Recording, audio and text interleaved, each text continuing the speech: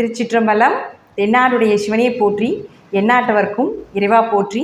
அனைவருக்கும் வணக்கம். இன்றைக்கி நம்ம பார்க்கக்கூடிய பதிவு என்னென்னு பார்த்துட்டிங்கன்னா, 2024 மே மாதம் 1ஆம் தேதி குரு பகவான் மேஷ ராசியிலிருந்து ரிஷப ராசிக்கு பயிற்சியாக போகிறார்.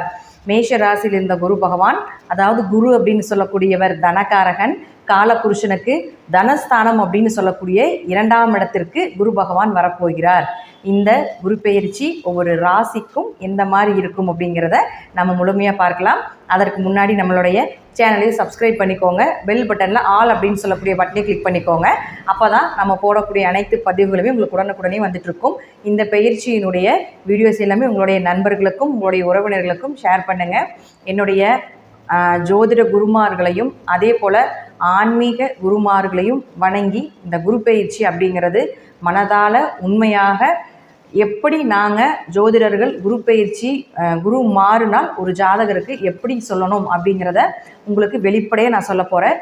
இது நீங்கள் உங்கள் ஜாதக ரீதியாகவே நீங்கள் எடுத்து பார்த்து கொள்ளலாம். உங்கள் ஜாதகத்தில் எந்தெந்த இடத்துல குருவினுடைய பார்வை இருக்குது, குரு பகவான் எந்தெந்த இடத்தை பார்க்கின்றார், அவர்களுடைய குருவிற்கு என்னென்ன இடங்கள் சாதகமாக இருக்குது அப்படிங்கிறது எல்லாத்தையும் பார்த்து நீங்களே தெரிந்து கொள்ளும் அளவிற்கு ரொம்பவும் எளிமையான முறையிலையும் கொடுக்க போகிறேன். இப்போ பார்த்துட்டிங்கன்னா, குரு பகவான் மேஷத்திலிருந்து ரிஷபத்துக்கு மாற போகிறார்.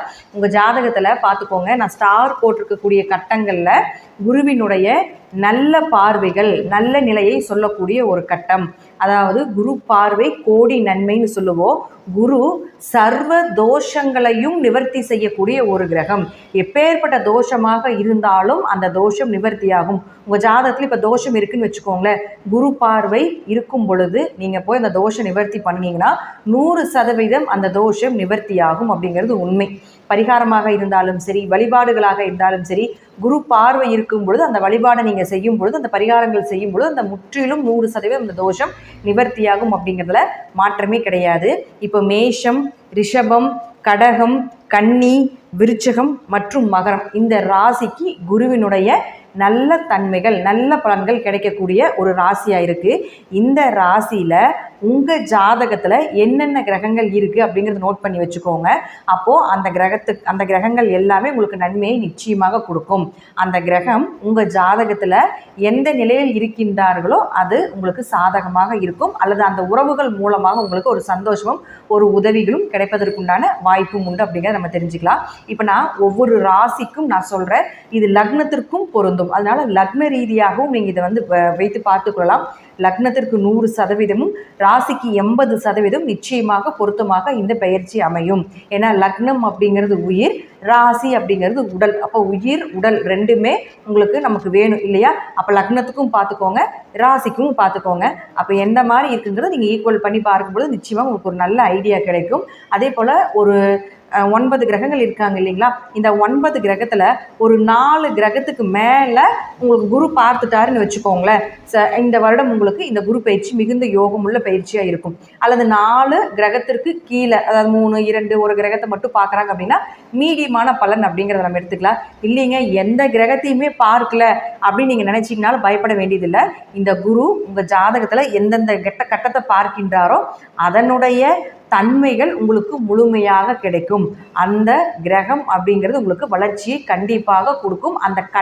அந்த கட்டத்துக்கு உண்டான பலன்களும் நிச்சயமாக உங்களுக்கு 100% கிடைக்கும் அப்படிங்கிறதுல மாற்றமே இல்லை. குரு அப்படின்னு சொல்லக்கூடியவர் தனகாரகன். தனம் அப்படின்னா நம்ம பணம் மட்டும் எடுத்துக்கக்கூடாது. தனகாரகன் மற்றும் புத்திரக்காரகன் அப்படிங்கிற ஒரு அமைப்பும் உண்டு. புத்திரன்னா குழந்தைன்னு அர்த்தம். நாம் இந்த 2க்கு மட்டும் குருவை நம்ம எடுத்துக்கக்கூடாது. பெயர், புகழ், மதிப்பு, மரியாதை, அந்தஸ்து, உயர் பதவி, ப்ரமோஷன், கோடீஸ்வர யோகம் எல்லாமே குரு பகவான் தான். ஒரு ஜாதகத்தில் குரு நல்லா இருந்துட்டால் அவர் மிகப்பெரிய ஒரு கோடீஸ்வரர். தின வருமானம் வேணும் அப்படின்னு நீங்கள் நினச்சிங்கன்னா அது சந்திரன் நல்லா இருக்கணும். இல்லைங்க, மாத வருமானம், திடீர் அதிர்ஷ்டங்கள், இதெல்லாமே சுக்கிரன். 3 கிரகம் பணத்தை கொடுக்குங்க. சந்திரன், சுக்கிரன், குரு, இவங்க 3 பேர் தான் பணத்தை கொடுக்கக்கூடிய கிரகம். தின வருவாய் சந்திரன், அதே போல் திடீர் அதிர்ஷ்டங்கள், மாத வருவாய் எல்லாமே சுக்கிரன். கோடியாக சம்பாதிக்கணும் அப்படின்னு நினச்சிங்கன்னா அது குரு தான். அப்போது குரு தான் கோடீஸ்வர யோகத்தை நிச்சயமாக கொடுப்பார். அப்போ இந்த குரு பகவான் அப்படின்னு சொல்லக்கூடியவர் பார்த்துட்டிங்கன்னா, ஒரு ஜாதகத்தில் நல்லா இருந்துட்டு அவங்கள நிச்சயமாக கோடீஸ்வரராக இருக்கிறதுக்கு வாய்ப்புகள் உண்டு. அவங்க என்ன பண்ணுவாங்கன்னா, பணத்தை சேர்த்தி வச்சு இன்வெஸ்ட்மெண்ட் பண்ணி பணத்தை பெருக்கி கொண்டே இருக்கிறது தான் குரு பகவான் அப்படிங்கிறத முற்றிலும் உண்மை. அப்போ குரு அப்படின்னு சொல்லக்கூடியவர் நமக்கு பணத்துக்கு மட்டும் இல்லை, சுப நிகழ்ச்சி, குழந்தை, திருமணம், வீட்டில் நடக்கக்கூடிய அனைத்து சந்தோஷங்களும் அவர் தான். ஒரு சுப நிகழ்ச்சி வீட்டில் நடக்குது, அது குரு நல்லா இருந்தால் மட்டும்தான் அந்த வீட்டில் சுப நிகழ்ச்சியே நடக்கும். குரு பார்வை இருக்கும்பொழுது அது நடக்கும். கோச்சார ரீதியாக வருடம் மாறுது இல்லைங்களா? அப்படி மாறி வரும் பொழுது தான் அந்த குருவினுடைய தன்மை பொறுத்து தான் அந்த வீட்டில் சுப நிகழ்ச்சிகள் கண்டிப்பாக நடக்கும். அப்போ குரு அப்படின்னு சொல்லக்கூடியவர் நம்ம ஜாதகத்தில் அனைத்து நன்மைகளும் ஒரு ஜாதகருக்கு நடக்குது அப்படின்னா அந்த குரு நல்லா இருந்தால் மட்டும்தான் நடக்கும் அப்படிங்கிறதுல மாற்றமே கிடையாது.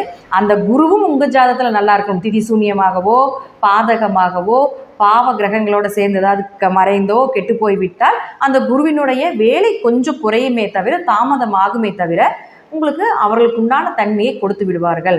இருப்பினும் குரு உங்கள் ஜாதகத்தில் நல்லா இருக்கணும், அதுதான் முற்றிலும் உண்மை. இப்போ கோச்சார ரீதியாக பார்க்கும்பொழுது குரு எப்பொழுதுமே எல்லாருக்குமே நன்மையை கொடுக்கக்கூடிய ஒரு சூழ்நிலையில் தான் இருப்பார். இப்போ ஒவ்வொரு ராசிக்கும் அவருடைய பார்வைகள் எப்படி இருக்குது, அவருடைய தன்மைகள் எப்படி இருக்குது, ஒவ்வொரு லக்னத்துக்கும் எப்படி இருக்கும் அப்படிங்கிறதையும் நாம் முழுமையாக பார்க்கலாம். கும்ப ராசிக்குண்டான குரு பகவானுடைய பயிற்சி பலன்கள் எப்படி இருக்குன்னு பார்க்கலாம். கும்ப ராசிக்கு ஜென்ம சனி போயிட்டு இருக்கக்கூடிய ஒரு காலகட்டங்கள். இப்போ குரு பகவான் யார் உங்களுக்கு? உங்கள் ராசிக்கு 2-11ஆம் அதிபதி, லக்னத்துக்கும் பொருந்தும். அவர் போய் 4ல் உட்காந்துருக்கார்.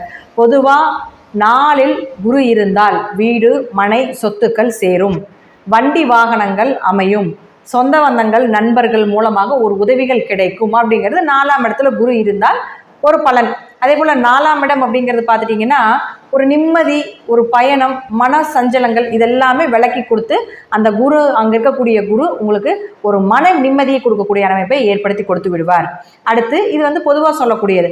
அடுத்து பார்த்துட்டிங்கன்னா இந்த 6 ராசி கட்டங்கள், ஸ்டார்னு போட்டிருக்கக்கூடிய 6 ராசி கட்டங்களில் எங்கெல்லாம் உங்களுக்கு கிரகங்கள் இருக்குதுன்னு பார்த்துட்டு அதற்குண்டான என்ன விஷயங்கள் அப்படிங்கிறத பார்க்கலாம்.